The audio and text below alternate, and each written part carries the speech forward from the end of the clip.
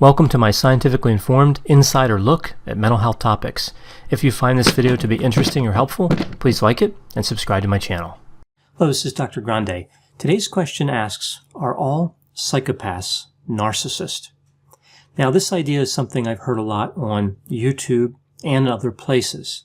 It's kind of a catchy phrase, and I suppose a somewhat dramatic statement to make. But is it true? Well, the short answer to this question is no.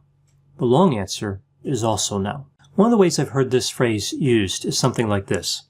All psychopaths are narcissists, but not all narcissists are psychopaths. So it's a way to illustrate the relationship between the two constructs.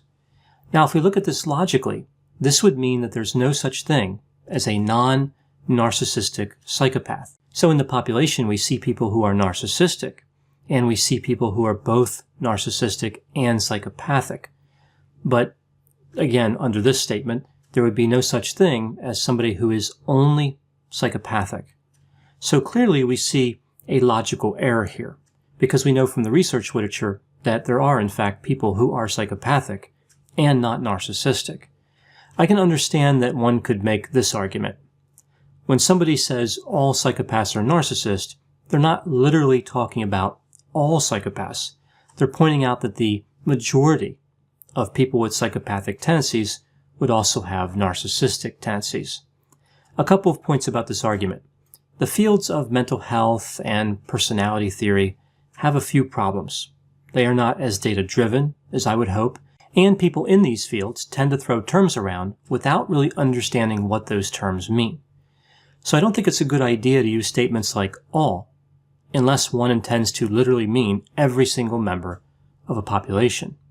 We have other words to cover those other situations, like many or some, right? So it doesn't really make sense to exaggerate that point. But even if someone were to say, fine, it's an expression, it's not meant to be precise, the statement is still wrong. One problem with this statement is there are two types of psychopathy and two types of narcissism, and both types are not represented in the classification of psychopathology. So we have to look at the traits and not necessarily at mental disorders. Psychopathy is divided into primary and secondary, and narcissism is divided into grandiose and vulnerable. Primary or factor 1 psychopathy is characterized by callous, unemotional behavior, being manipulative, pathological lying, fearless dominance, lacking in empathy and remorse, and low neuroticism. So someone who's very emotionally stable. Secondary or factor 2 psychopathy is characterized by impulsivity, irresponsibility, high neuroticism, being emotionally reactive, criminal behavior, and sensation seeking. So secondary psychopathy has a relationship to antisocial personality disorder, the official mental disorder that's related to psychopathy. Now, the general construct of narcissism is characterized by 4 qualities: self-centeredness, entitlement, a need for admiration, and low agreeableness. Moving on from this general definition, we get into grandiose versus vulnerable. Grandiose narcissism has characteristics like arrogance, social boldness, being self-confident, having superficial charm, being resistant to criticism, and being unemotional. It has a relationship with narcissistic personality disorder. Vulnerable narcissism is characterized by being resentful, distrusting, insecure, feeling a lot of shame, being hypersensitive to criticism, being defensive, socially awkward, distant, unforgiving, and having internalized anger. So when we look at all the possible comparisons between psychopathy and narcissism, we see there are 4. Again, 2 types of psychopathy times 2 types of narcissism. It's quite clear that all factor 1 psychopaths would not have vulnerable narcissism. There are substantial differences between the two, like high versus low neuroticism. We can make the same argument based on neuroticism between factor 2 psychopathy and grandiose narcissism. In this case, low neuroticism versus high neuroticism. So that just leaves us with 2 remaining comparisons. And I think here is where there is the most confusion. Could it be that all primary psychopaths have grandiose narcissism and all secondary psychopaths have vulnerable narcissism? After all of these categories are low in neuroticism. Let me start with the factor II psychopathy, vulnerable narcissism comparison. Secondary psychopaths are not necessarily ashamed of anything, distant, socially awkward, insecure, distrusting, so we see clear differences there. That leaves us with the most confusing comparison. Primary psychopathy and grandiose narcissism. Both are characterized by low neuroticism, grandiosity, a lack of empathy, and a tendency to manipulate.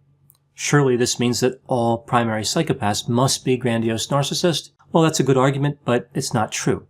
I think one can make the argument here that many primary psychopaths are grandiose narcissists, but not all. Primary psychopaths are pathological liars.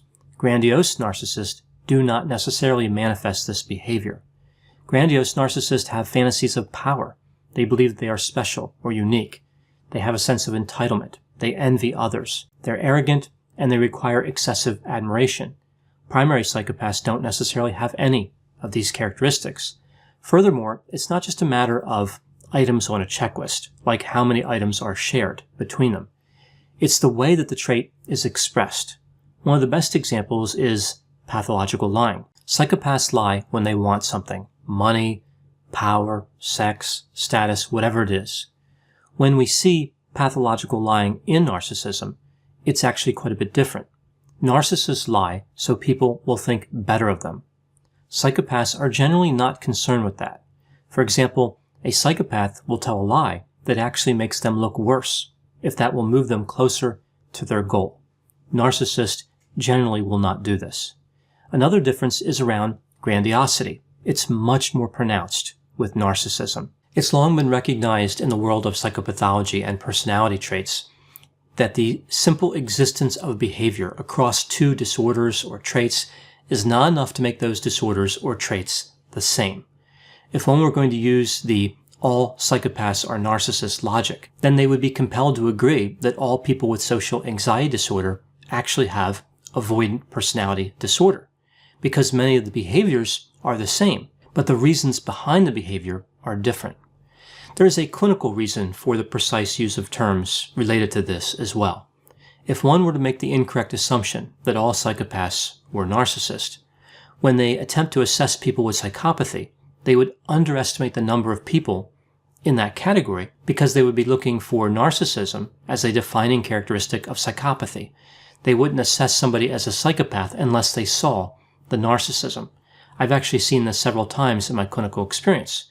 Supervisees will be working with people and that person is a psychopath, but because they don't see the narcissism, they never think that psychopathy is a possibility, right? So precision and accuracy matter really in all fields, but specifically, of course, they do matter in personality theory and mental health. The phrase all psychopaths are narcissists is not simply an incorrect statement. Believing this has a negative impact on the accuracy of clinical assessment. So those are my thoughts on psychopathy and narcissism and this phrase. If you enjoyed this content, please subscribe to my channel and consider supporting me on Patreon. I'll put the link to Patreon in the description for this video. As always, I hope you found my analysis of this topic to be interesting. Thanks for watching.